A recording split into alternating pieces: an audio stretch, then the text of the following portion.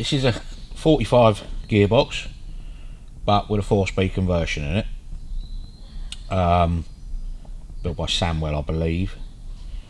So it came in because the Kickstart ratchet was slipping. I think that is the one that came out of it. When you kick the bike over, it turns the engine, yeah? Turns the gearbox, which in turn turns the engine. So you have what's called tripper bolts inside the gearbox casing that are tapered. So when that Kickstart is in its upright position, it's rolled into the, that's your tripper bolt, say the end of the tripper bolt, which is fixed. So as it comes back, it pulls that way, you see? See the gear sliding that way, away from me? Yeah? Which holds this ratchet off of those teeth. So it's not engaged, yeah? Yeah. So when you kick it, it slides off the tripper bolts, engages with that, kicks the gearbox over. Okay. Which in turn fires the engine. That's the original one that came out of it. You can see it's very worn. Let me get the cluster over. So that's the original countershaft cluster. Yeah. See all the edges of the teeth are matched where it's been put together wrong originally. Yeah. So you get that. Because that's worn as well. All the teeth are All the teeth are rolled over. So it was literally just slipping, doing that. So new gear cluster, all a lot healthier, a lot nicer, and we put a new ratchet pull in it, one of those. Yeah. The customer's gone to start it, forgot to retard the ignition, and it's backfired on him. Okay. Done an almighty backfire. Kickstart's flung right back up, and that pile of bits there is what's left of one of those. So it's just smashed it to pieces. God. Which is, who knows with these things? Was it a faulty part? You can't alter the depth. See, that bit there is the start of a tripper. Whether that was that bit. Yeah, that was that bit. It probably, I would say, a faulty part. Okay. So I've seen them break counter shafts, I've seen them break main shafts, I've seen them, all of the fingers come undone and just chew everything up. Never seen one do that. So there's nothing we've done per se. It's just backfired and smashed it up.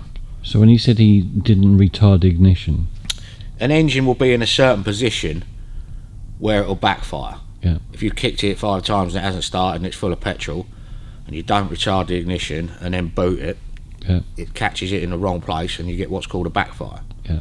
So it's pushing the piston back the other way, right, which forces the gearbox to then push the kickstart back up. You see where people get thrown off of bikes on the kickstart? Yeah.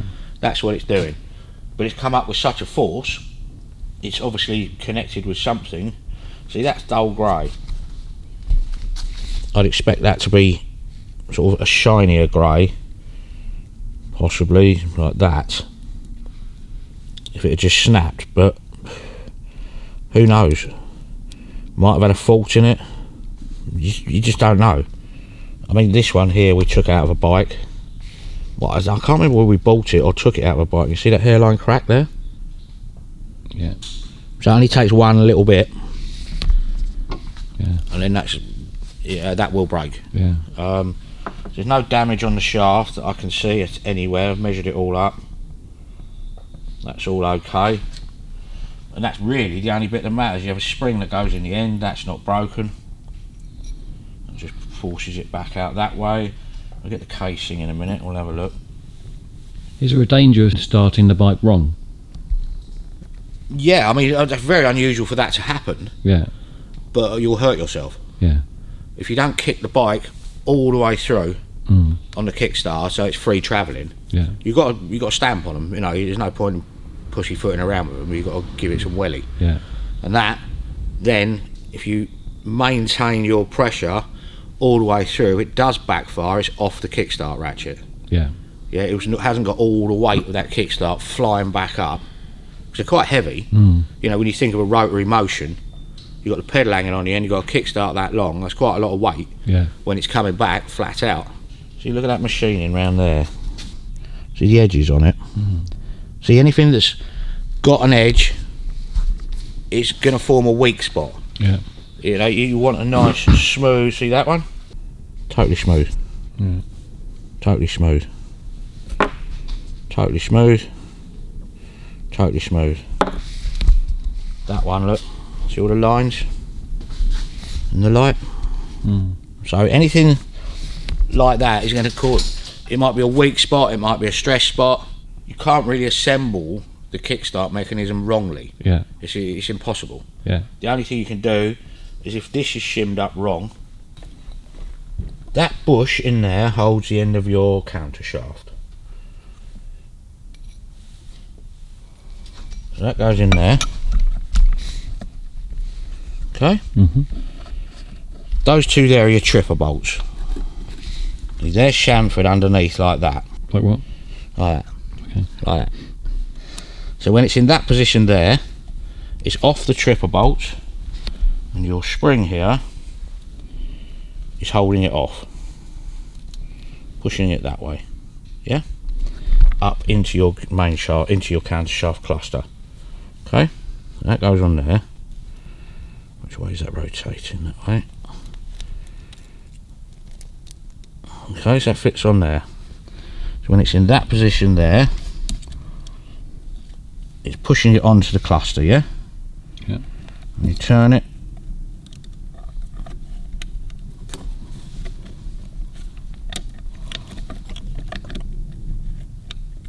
That's holding it off the cluster. Okay. So you kick it.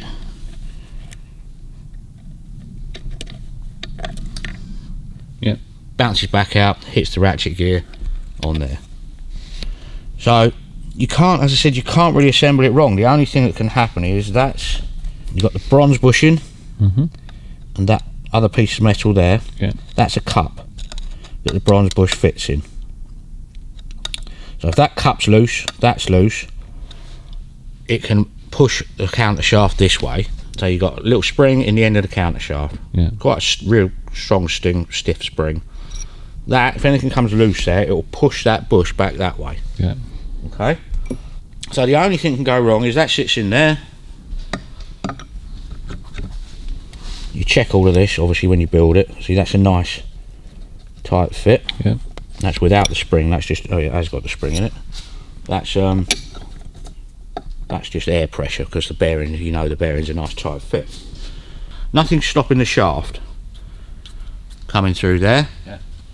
So you shim up this correctly, and he goes in there.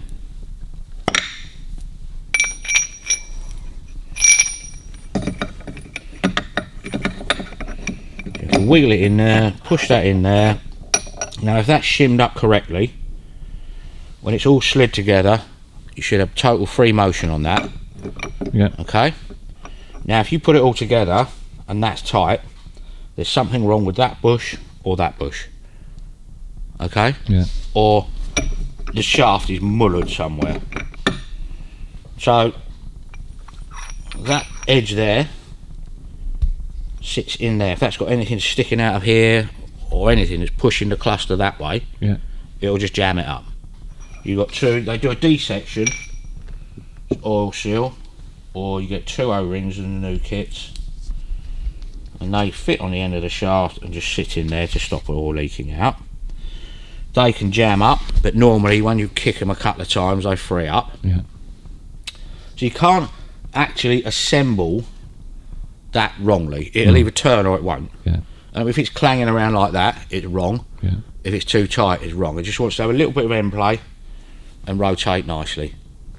So I personally, I think it's probably a faulty part, but any almighty backfire on one of these is going to break something.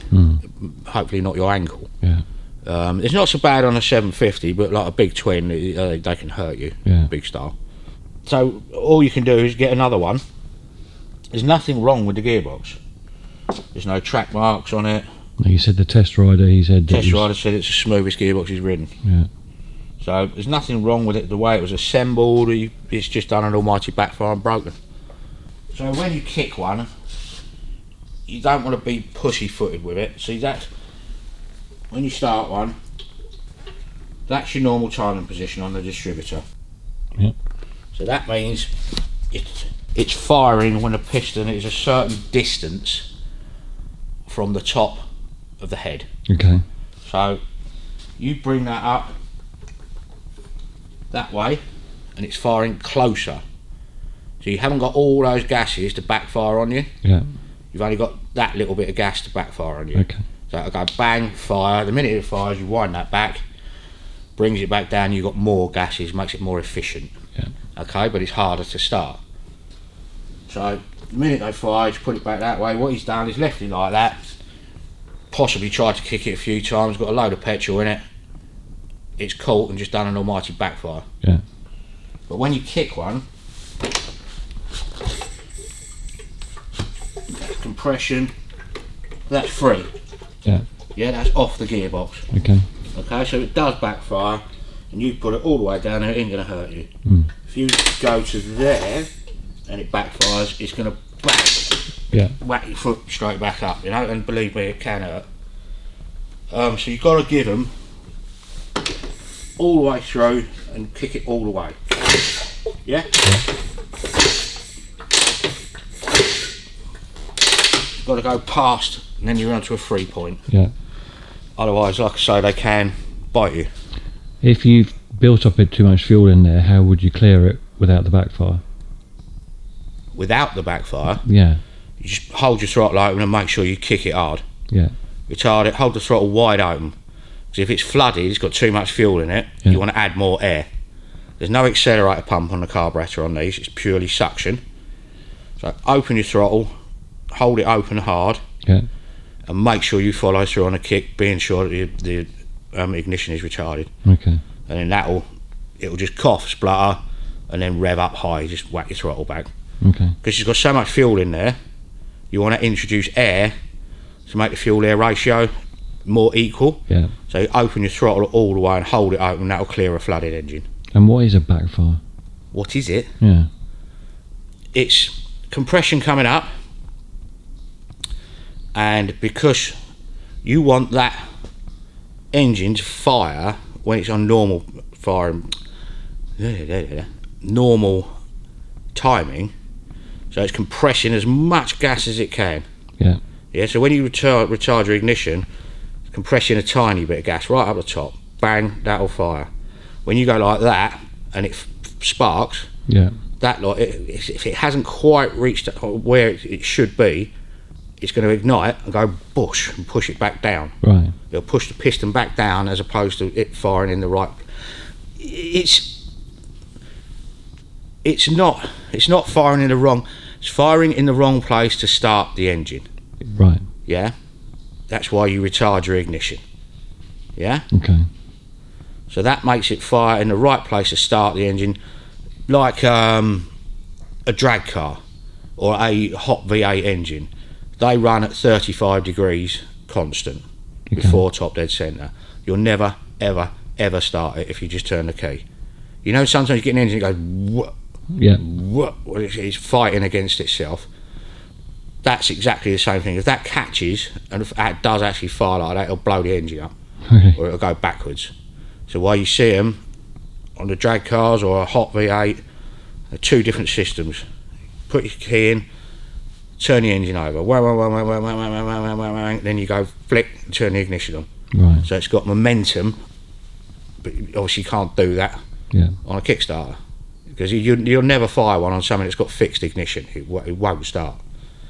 It's impossible. When the timing is right, bang on, absolutely bang on, you will get a kickback. Yeah.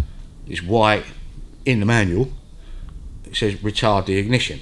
People tend to set these things up and say, no, you don't need it, you don't need it. Some of them you won't need it. If it's a little bit down on compression, you know, you can just, once they're hot, you just kick them. But one that's right, yeah, you do need to retard it. Maybe not all the way, and go halfway. It's just bringing that spark in at a later point. That's all it is. Okay. Yeah.